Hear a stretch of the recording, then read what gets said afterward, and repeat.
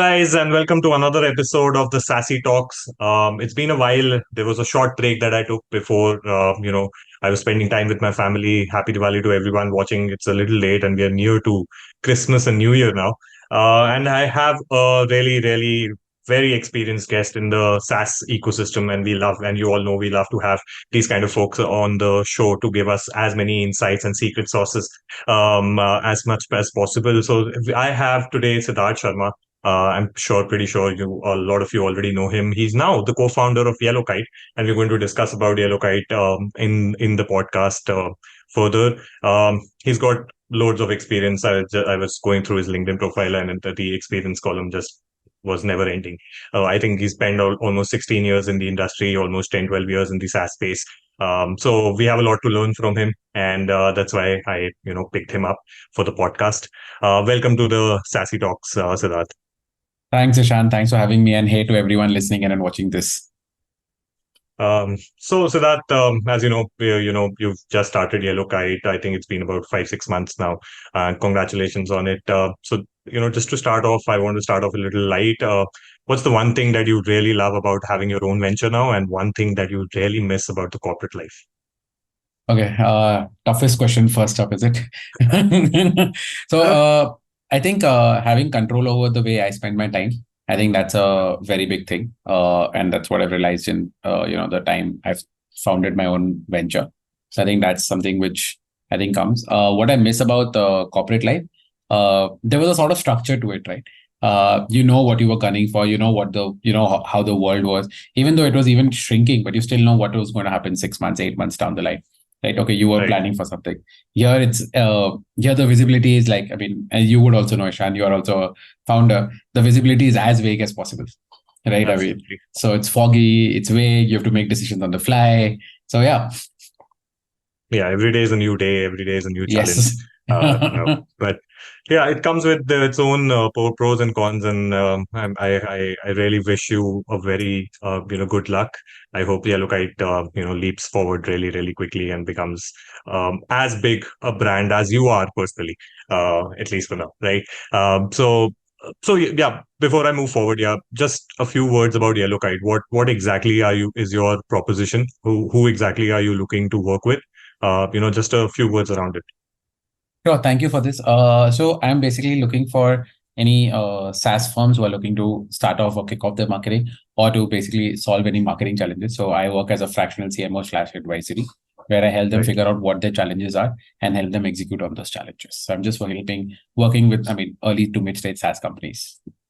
Right. I'm not going to ask you about what a fractional CMO is. You've recently just posted on LinkedIn. So whosoever is confused about what a fractional CMO is, Siddharth has posted on LinkedIn in a beautiful manner. He's explained what exactly is what he does, right? So Siddharth, as I mentioned in the beginning of the podcast also, we get folks like you just to get more and more insights about the real world of marketing in SaaS, right? And you come with a solid background. So there are a couple of questions I generally make sure that whenever a marketer comes in on the podcast, I make sure I ask, and I'm going to start with that. What, according to you, is a product market fit? And now that, you come with so much of experience, I want to add one part of it, right? Which is there a different definition from a marketing perspective for product market fit? So I'll answer this question slightly differently than what other people have answered. So a lot of people say you have weak product market fit, you have strong product market fit. The question I'm going back to is, what is product market fit? Is the fact that when you onboard a customer, or when you are going to sell to a customer, they exactly know what you are, right?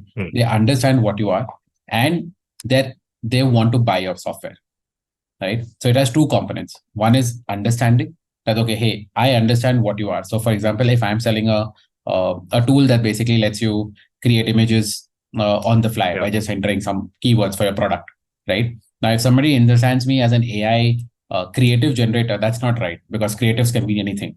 Creatives can be in a video, creatives can be anything. And therefore it has, the market, people coming to talk to me will be confused. So they have to exactly know I'm an AI image generator for a particular use case itself, right? Second is, are they ready to buy, right? So I might be building a product, but they're not ready to buy. There is no product market fit. There's a product, but there's no market fit to it. right? So there's Right. two definitions to it in my mind. When these two things happen, you do have a product market fit, right? Got it.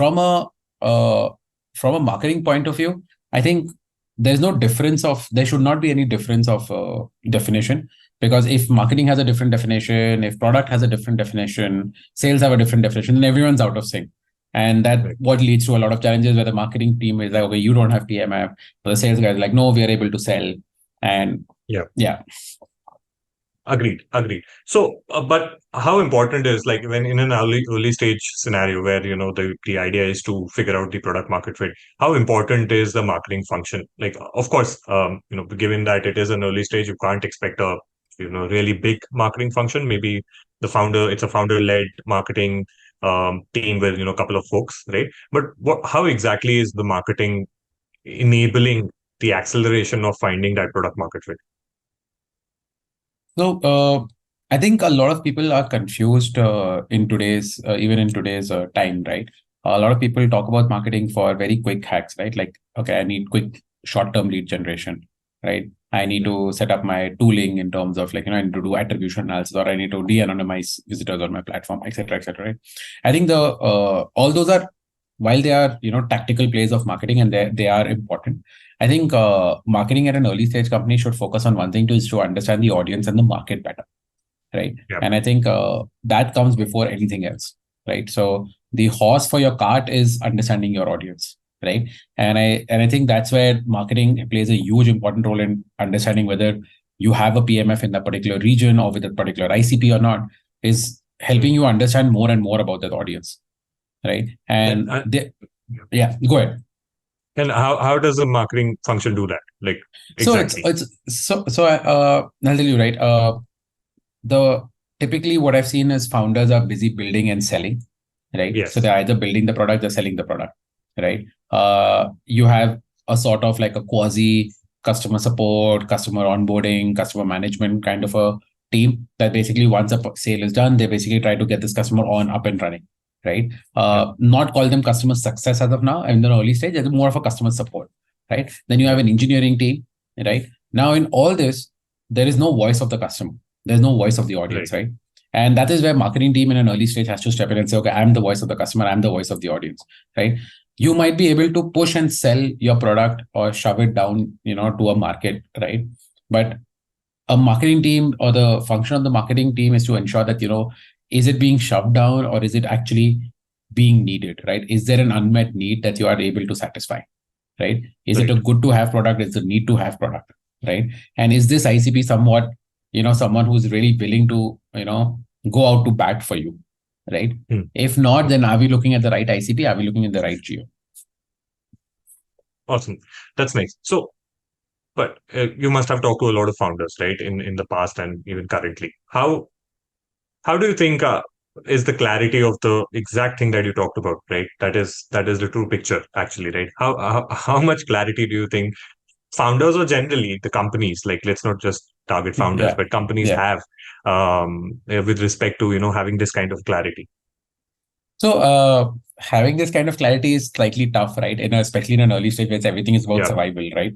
Even though you might have picked up funding or you're bootstrapping, right? Everything is about survival, right? So to tell somebody that, okay, listen, a senior person on your team, or maybe even a junior person, or maybe a consultant, is going to take some time and approach and basically figure out the audience and does an audience research. It sounds very enterprisey.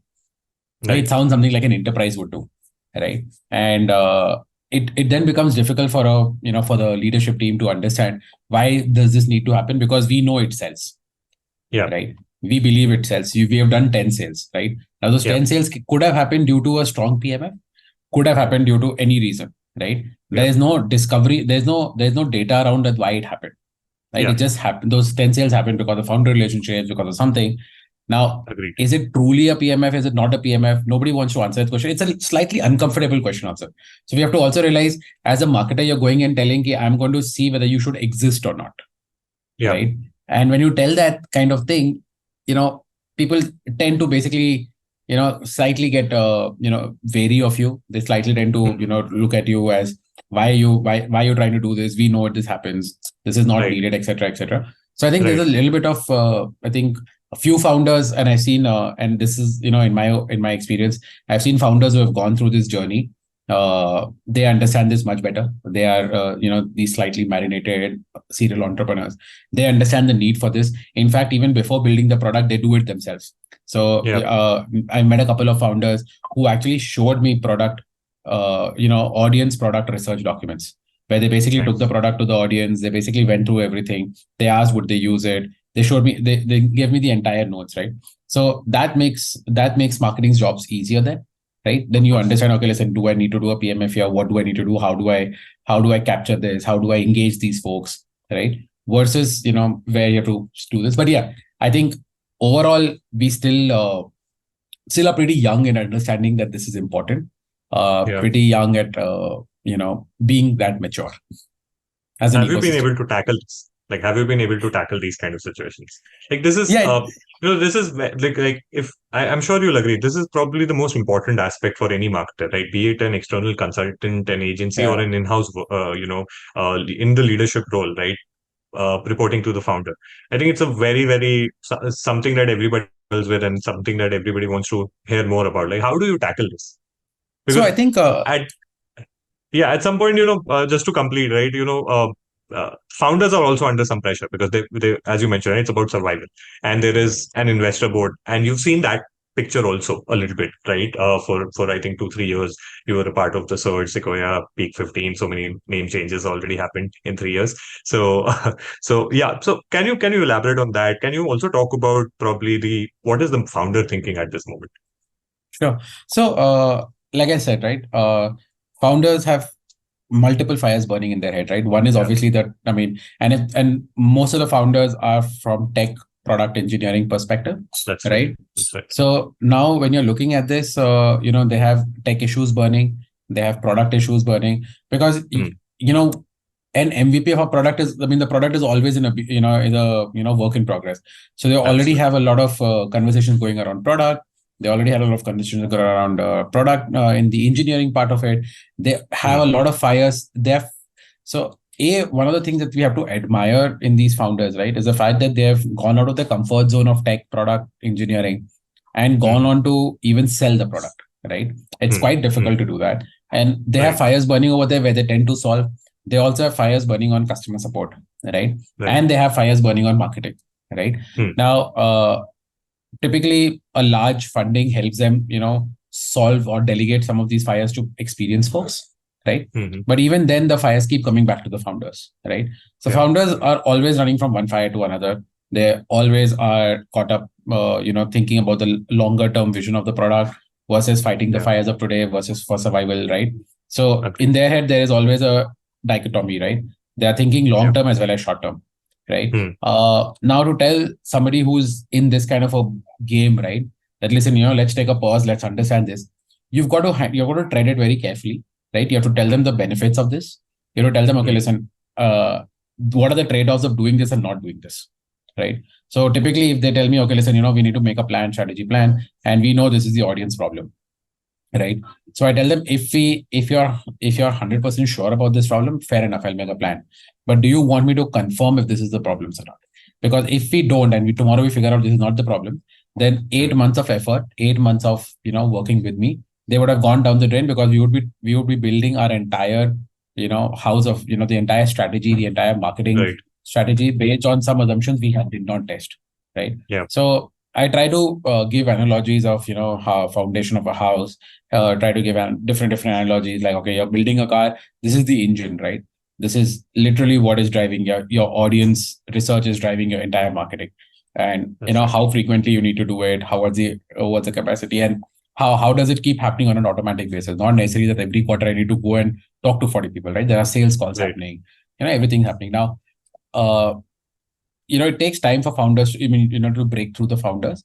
It's important, and it, like you said, right, it is difficult, right? But Hmm. I think marketers should not short charge themselves, right? Yeah. I think a lot of marketers come under the pressure because the founders are like, no, we need to do something today, let's keep this running, let's start with something, right? And when that happens, marketers tend to short charge and say, okay, listen, I told you what you need to do. You probably did not listen, so it's okay, I'll do what I need, what you are telling me to do. And I think marketers Right. should fight back. And that's the role of marketers, right?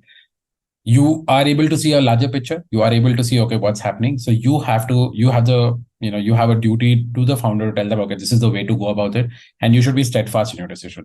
And Right. uh, typically what happens is, when a senior leadership person joins a startup, they're introduced to the board, which is obviously comprises of investors, angels, etc., right? You talk to them, you basically also make a presentation, you also make a 60-90 day plan. Before Mhm. joining in itself, a leadership, in a leadership role or as a consultant fractional, right? I ensure that, this is covered in my 30, 60, 90 day plan, that this is what I'm going to do before I touch anything, right? I'm not Right. going to come magically create some ads or magically create something that is going to make something go great. Right. Uh, I think that's probably how it should be done, right? There is no other way out of it. Yeah, there is no other way out of it. Yeah. It is tough, but if you do any other way out of it, you are in for a longer pain. Like, Yeah. the pain will be delayed, but you will have pain one way or the other. Absolutely. Absolutely. So when you now enroll or in your early days where you were working with companies like a Loop, when you come inside um, let's say a 5 million funded seed funded SaaS company, right? What is like when you sit down with the founder, let's say, and he wants to understand um, what at a broader level, what channels are we going to look at, right? So what's your ideology there? Like what channels do you have confidence and you understand are required to probably test the validations or validate the assumptions. Yeah, so again, if the audience research is done well, you will Yeah. instinctively know which channels, because you'll understand the audience much better than anyone else on the team. So you'll understand where these people hang out, where these people get the information from, where your target Right. audience, how does the target audience buy, what are the main factors influencing their purchase, what do they, what do they like, what do they not like, right, and what do Hmm. they get wowed by, right? You have Right. all these, if you have all this information, you are very sure of the channels that you're going to invest in, right? Yes, there are a lot of unsaid things as well. Like, nobody will tell you, okay, listen, I was listening to Spotify. I listen to Spotify like 3 hours a day. Nobody's going to Yeah. tell you that, right? So that you discover, those are experiments, right? But you will be able to typically find high intent capture channels from just audience research conversations, right? Right. Then once you understand your high intent capture channels, you basically look at high interest demand generation channels, right? Where you can generate a demand, where you can not capture it, but generate it, right? And these are Right. your secondary channels where your audience is residing at. It might be on Instagram, right? It might just be on Facebook. They might be on Yeah. LinkedIn. They might be on Twitter. They might be on Reddit. They might be on communities, right? For all there might be there might be big community, or they might not be at all digital. They might just be offline Right. folks, right? Right. So you've got to over a period of time that you spend with the audience, you'll also understand how do these people, what do these people like, what do these people not like, how do they go about their daily day, what role does your software also play in their lives, right? Is it such a big role that they will actually go and invest time in researching, figuring out, looking at, or will they delegate it to a junior, right? And then, Understood. so in that way, are you targeting the right audience? And this is where audience research comes into picture, right? Right. You might say, okay, I am targeting the CMOs, right? But what typically happens is the digital marketing manager tells the CMO to buy or not to buy a software, right? Right. So your actual audience is the digital marketing manager. You might get the check signed by a CMO, but the audience is this. Right. So again, I think that's what helped me the most, right? I had knowledge about the audience. I had knowledge about what I wanted to do. And typically, how I would say, like I said, right, my first, my first couple of months is all about audience research. Then it's all about setting up intent capture, like, where I can capture the high intent demand from. Then looking Mhm. at how do I generate demand, and then I look at evergreen. Look at how do I keep nurturing. How do I make sure pipeline gets accelerated? Then how, if I'm expanding geos, what does the audience want there, right? How do I generate demand? How do I influence more and more pipeline acceleration? So all these problems that get as a stack gets added on as the marketing team matures. Understood. So when you talk about starting with a new geo, is the audience research angle done once again? Has to be. That's a very different ICP, right? Yeah. You cannot expect that the same problems you're facing, your audience is facing in a geo. It's the same problem that set of audience will face in the new geo. The other geo Right. might be more matured, might be less matured. The other geo might be facing some other headwinds, some other tailwinds. You never know about this until you actually talk to the audience, right? Absolutely. Some things might remain the same. Some things are universal in nature. That everybody, sun rises in the east, that will remain universal in nature. But what influences buying behavior, right?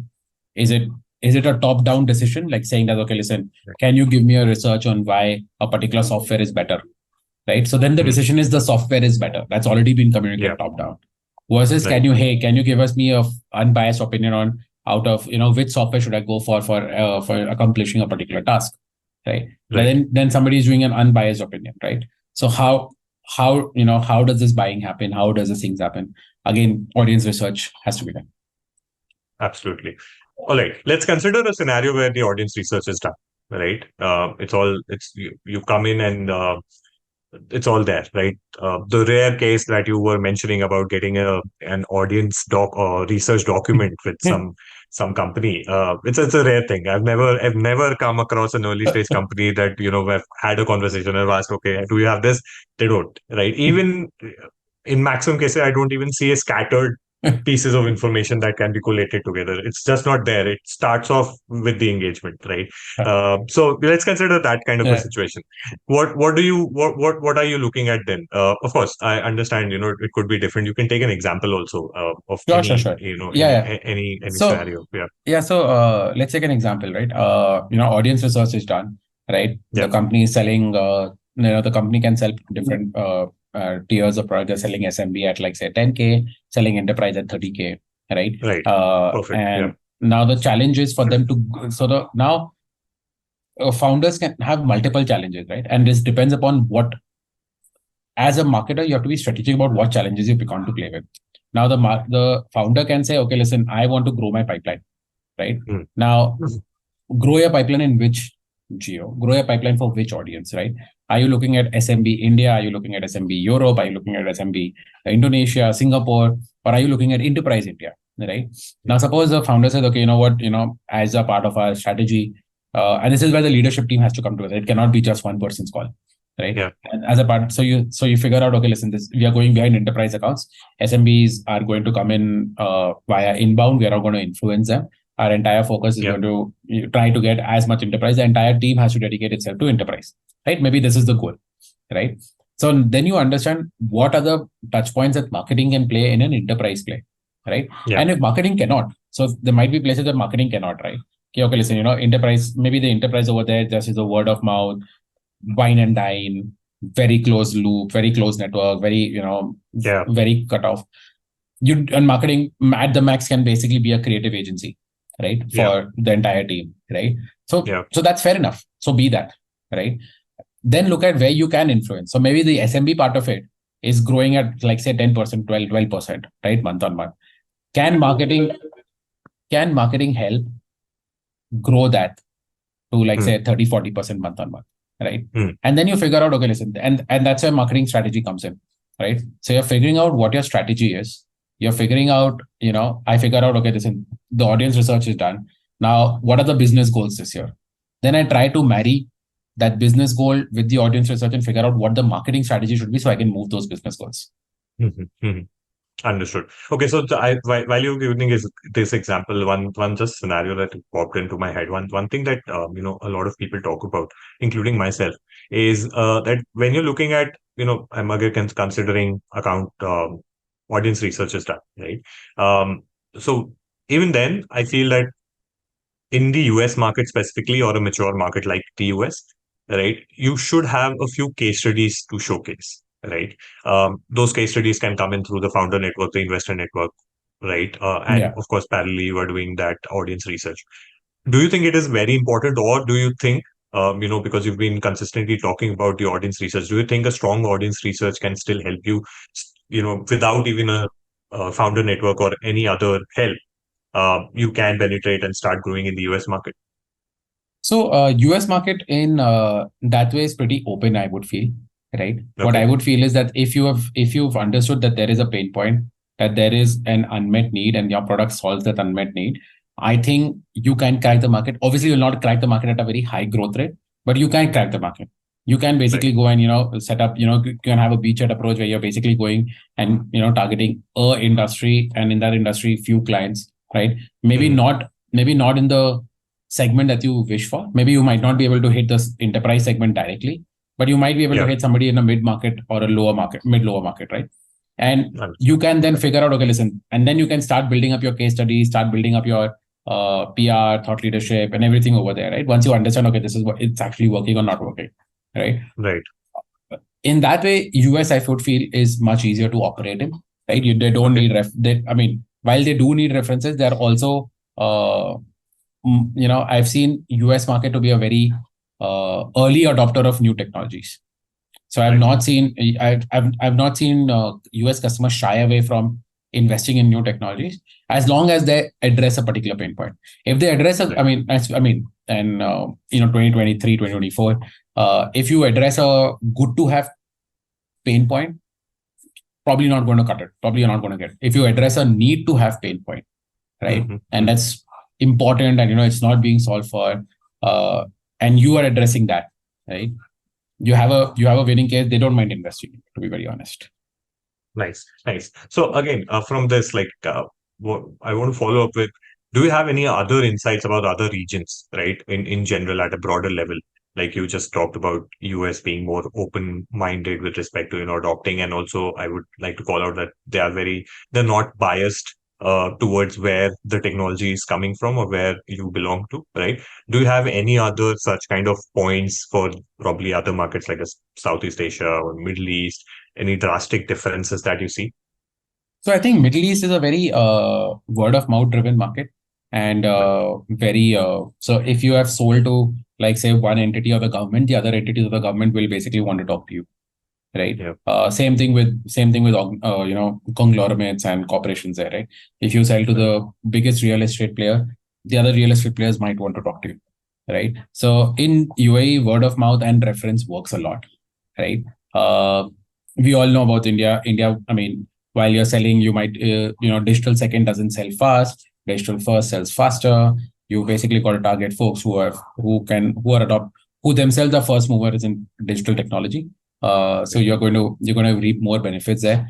Digital second, while you will need a lot of references, you need to go through a lot of procurement, legal hoops, and everything, right? And what I've seen in Southeast Asia market, it's typically and this is in my experience, and this is typically concerning Indonesia, Malaysia, Singapore to a certain extent, Philippines, typically a top-down market. So if from the top somebody says, okay, evaluate A and B, it doesn't, you cannot then the people who are evaluating and doing the research, they will not look at C. No matter how strong your value proposition is, no matter how strong you're coming up, they'll not evaluate C. So you have to look at targeting slightly top of the food chain kind of folks, right? Nice.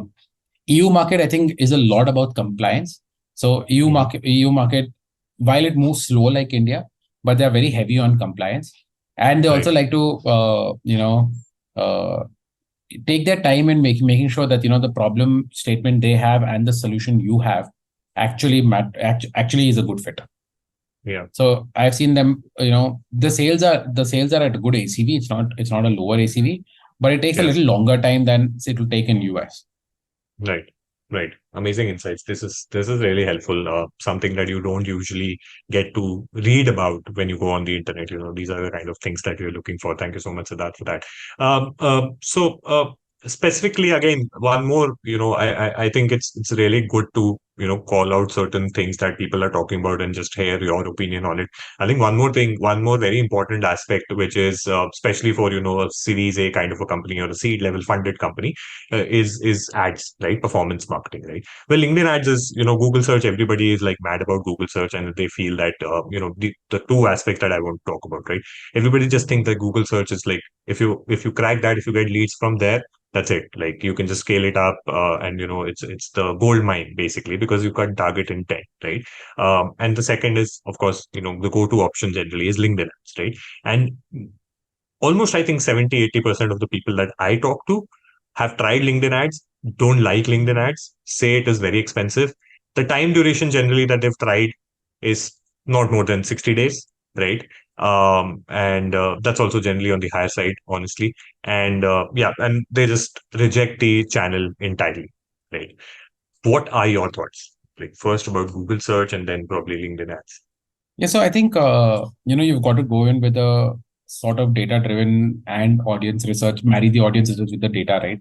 So if your Yes. audience research says that, okay, listen, people are searching, people will search on Google for these, right? You've got to look at what the keyword volume is like, what the what's like. I mean, what are the kind of phrases people are searching for? You might have a keyword volume which is going up, but that might be just educational keywords, right? They might be just using them in an educational query. Like, how do I set up, or how do I do this, or what is this, right? Or instead of searching for a tool, they might be just searching for the particular problem, right? Right. Uh, Queries that say, how do I not land up in spam, does not necessarily translate to how do I buy an email marketing tool, right? Or list of email marketing tools, right? Yeah. These are very different intent queries, right? So you have to figure out, okay, listen, what's the kind of intent queries for that particular region, and if that does that warrant, Google ad spend, right? LinkedIn ads, I think people get it very wrong, right? I think people think that, okay, I'll run some demo ads, I'll run some copy ads, I'll run some content ads, and I'll get leads and I'll get this. And it's primarily not their fault. Also, when you set up LinkedIn ads, right, on your right hand side, you're seeing click note, you're seeing benchmark metrics, you're seeing CTR, you're Yes. seeing clicks, and you're saying, okay, I'm spending $2,000, I'll get like, say, 20 leads. Okay, so you're like $100 per lead. Okay, I'm ready to spend it in the US, $100 per lead. I'm okay with it. I'll convert. Yeah. And then and then you do the math, you put it in Excel, you say, okay, if I get to 20 leads, I'll basically, 10 will show up for a meeting. Out of that, probably five will become opportunities, out of which, maybe one or two will convert. So I have a good ROI. Yeah. So you start thinking in a funnel perspective, right? Right. What I think a lot of people, like you rightly said, right, what they do is they try to look at 30 days data, 45 day data, sometimes 60-day data, and they see, okay, nothing's worked here, right? And you're like, okay, nothing's working, let's go home, right? So I think what they have to change for is basically look at LinkedIn as a water. I mean, if your audience is on LinkedIn and they are basically, look at it as a, almost like a cafe kind of a place, right? People are going there, reading stuff, talking to one another. People are reading someone else's post, right? Your ad comes up in the feed. It's almost like it's almost like when a waiter brings in your coffee or your cafe or thing, that they're putting an up advertisement, right? In a physical world, right? There's an advertisement there, right? So they might look at it, they might not look at it. That's fair and fine, right? And you have to go in with the concept that you're interrupting their feed. They have come here for a particular reason. You are interrupting their reason of being there, right? So you have to understand what is that one. You have to constantly innovate on what that hook that they will get. You will get captured them by. So again, where audience research plays a big point because you understand their pain points, right? And once you understand that and you understand this is happening, then your LinkedIn starts to slowly start to work, right? So there is a lot of, you have to do a lot of, and when you talk to a LinkedIn account manager, right? The most common thing these folks will hear from the LinkedIn account managers is like, oh, you're running a lot of lead generation ad, but not a lot of brand ads, right? Yeah. And then people scoff at that recommendation and say, oh, who will run brand ads? We are a very small funded company. How can we run brand ads? Right? So the meaning is not for you to run branding campaigns. The meaning is for you to run awareness campaigns, right? Because your brand on LinkedIn is one of the million brands, right? Yes. There is a D2C brand. There is like, say, 20, even for your particular audience, there are like 20 brands fighting to your audience, right? With your particular solution, or maybe a peripheral solution, or maybe some other solution, right? So even if you're targeting, say, for example, CMOs, right? CMOs are getting bombarded with every sort of software available, right? Yeah. Now, if you're one of those bombardment, right, you also cannot expect the person is going to fill up a lead immediately. You have to appear as a, you have to show them, okay, I'm a brand, I've taken out this, I've done a lot of work, this is my kind of awareness campaign. So you have to start running awareness campaigns. Then you have to start running your sort of like your content or your middle of the funnel campaigns, and then you basically go to a lead. And this takes time, right? And this is where your great versus good marketers separate. The great marketers are steadfast in their approach, and they will not change. Right? Yeah. Either they will not pick up LinkedIn as a channel, and they'll be like, okay, I understand the founder very well. I don't think so. We have the budget to, spend, look at 9 month kind of data. So we'll not go for it. We'll not go for this 9 months experiment on LinkedIn. So we'll not do this. Or else if they decide that they're going to go ahead, they actually do not waver from the budget, no matter what happens, right? They complete a 9 month sprint, and then they see, okay, listen, this is what we tried doing on LinkedIn. These are the leading indicators. These are what were lagging indicators. This is what happened. Now, do we want to revisit a hypothesis of LinkedIn is good or not for us as a channel? Right. And it basically flows into a very nice story, right? You go right from your audience saying that, okay, this audience is available on LinkedIn. This audience also has confirmed that they spend time on LinkedIn. This is their pain point. Therefore, we ran these campaigns. We ran these first awareness, followed by, middle of the funnel campaigns, then basically capture campaigns, right? Now, in all this, we basically figured out, okay, this is the kind of things happening. Our awareness campaigns got a lot of interest. There were a lot of video views. There were a lot of, views, etc., visits to our website. Our middle of the funnel campaign also got us a decent amount of, form fills and everything. However, our lead capture did not work. So basically, if we have to use LinkedIn, we have to use it only to raise our awareness and not to do anything. So basically, it then becomes more of your sales enablement channels, more of your demand, generation channel, rather than becomes a demand capture channel. And as a marketer, you have to differentiate your budgets between demand capture and demand generation. Right. Beautifully put, Siddharth. So one thing that, popped up in my mind while you were talking about this is also with respect to, as a great analogy, by the way, of the cafe, of your LinkedIn feed or your entire experience on going on LinkedIn as your experience in a cafe, right? And you, as you rightly mentioned, that you as a sponsored, content, you are actually disturbing their normal course, right? How important does it become to stand out with that content as well, right? Everything. Everything. So creative brands take the cake and they walk away with it and they eat it also. So I mean, a lot of people started, and a lot of people keep telling, focus on data and we'll take out data. And then they're like, okay, we'll put out bad creatives and it'll work. It might work, right? There will be outlier cases where the worst of your creative works. But generally, if you are creative, right, you have a story to tell, right? And you're conveying the pain point in a story, right? You will stand out from the audience, because what I've seen is like a good percentage of, and if I were to put a number, I would say a good 70 to 80% of SaaS brands are not creative at all. They treat it as a very data driven, saying that, okay, this is a pain point. This is my creative. So I'll make a black and blue creative and I'll put in white space and I'll say something to convert, right? Or lesser meetings, right? That's all. Right? And I'll put my logo there and I'll say download now or schedule a demo now. Right? Absolutely. So one thing in this, founders also, the founders at an early stage specifically, founders also resist going that out of the box, with their thought process because of the brand image that they want to maintain, right? Which I'm sure you will also agree. How does it really matter? There is no brand at that stage, right? Do you agree, or do you think no, that has to be kept in mind? Because at the end of the day, it's a founder's company. So I think this is why I love working with early to mid stage, right? Like you rightly said, right? You can experiment with brand, right? Yeah. You have an idea what your brand stands for, right? And you have an idea what your vision is, as a persona, what your brand is, right? So you build a sort of brand persona, right? And it is almost like, how a person grows up, right? So, I mean, you and I both will realize what we were 5 years ago, we are not today, right? Yeah.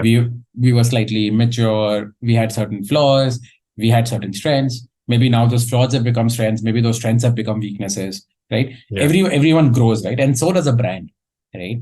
A brand is not a fixed line that you draw, right? Okay, listen, this is, right. You do say things like, okay, you don't do illegal, or you don't do, wrong things, or, you don't take you don't cross a particular line. But as a brand, you do grow up, right? So at an early to mid stage, you would want to, keep changing your persona bit by bit, obviously growing on the persona, growing from the feedback, right? Understanding what is working for your audience, understanding what is not working for your audience, and retain the things that make you unique, right? Yeah. And it has to do a lot with founders, right? So if an early stage, the brand is actually defined by the founder, right? Yeah. So if a founder is actually serious, if the founder is, somebody who comes across as very straight to the point, the brand also becomes like that. And it is fair enough, because that's how when the founder is going on a sales call, that's what the client will actually see, that, okay, this is a very straight-jacketed, very straightforward, versus, the founder is a slightly witty, charismatic, sort of like says multiple things and, just gets everyone in the room to relax a bit. The brand has to lend itself to that as well, right? Right. Over a period of time, they start to separate. Yes. And that's when you basically have senior leadership figuring out, okay, listen, now, okay, what should the brand be? Because now you have data points. Once you grow enough, you have data points, what the audience likes, what the audience doesn't like, who are you targeting?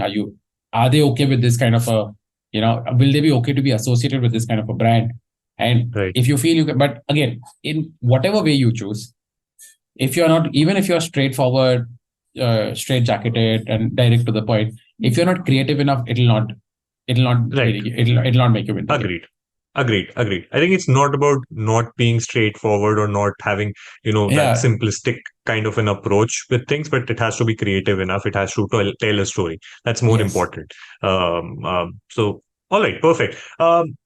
I think I think we've had a lot of opinions from you, regarding different aspects in a early and mid-sized or any early or mid-sized company today. Thank you so much for that. But before I, move towards the end of the podcast, I want to talk about S11S with you as well. I think that has a very special part in your life. Was S11S also back of your mind when you were deciding, okay, now I want to be like an independent, I want to have my own venture and work independently? Was S11S on back of your mind? What are the kind of plans that you have for S11S? So, to be very honest, we did not have a plan in mind for S11S. That, okay, this is what will be our kind of a swan song or something of that sort, right? So I've said this multiple times, like Shafiq, Rohit, Chirayu, and I, we would get on calls, we would talk to each other.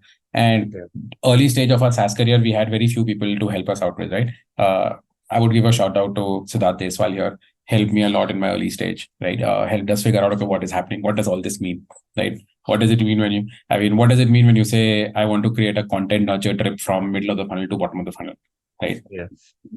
Came from a B2C world, this doesn't make sense. What is nurture, right? You either buy, you don't buy, right? So, helping along with that. I think what we realized was that, a lot of people are in the same boat, even in 2020, 2021, a lot of people are in the same boat. We were also having, when we were scaling up, we were also looking at different aspects of marketing. We were looking at leadership aspects. We also realized we also have problems. We also have, questions in our head. And what we thought was, if we could get together a place where, people could discuss freely, people could, chat with each other, have no pressure to, be put on a facade or be, didn't want to make a LinkedIn, obviously. Didn't want to make it another LinkedIn. We want to be like, okay, how can marketers and GTM operators connect to one another and solve each other's problem, right? In a very safe environment, right? So, you are a part of S11S, and a lot of marketers in India are SaaS marketers. We've tried to create that space, be as safe as possible, right? Whether you have a positive opinion or a negative opinion about a topic, we don't censor either or, right? We debate about the topic, we debate about an opinion, we have multiple opinions, we have multiple deep dive. So there was nothing in terms of like it's going when that we want to be independent, so we'll start an S11S community, we'll monetize it. It's free to use, right?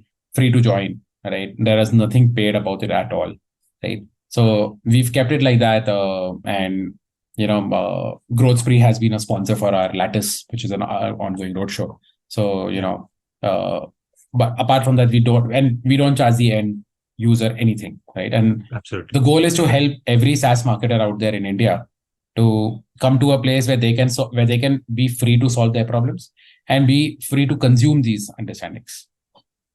Absolutely. I think you guys are doing a really, really good job at building and growing this community. That's the reason we wanted to be as much a part of it as possible. Our objectives also align. It's all about improving and growing the ecosystem, and if you're part of it, you're growing along with it, right? That's the whole idea. So kudos to you guys, and help introducing such a great community to all of us, and something that helps out in a lot of fashions, right?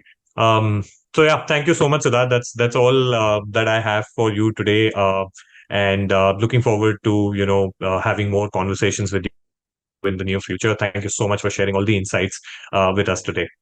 My pleasure. Thank you so much for having me, Ishan. And thank you all the folks for listening this far. Yeah. Thank you. Bye-bye. Right. Bye.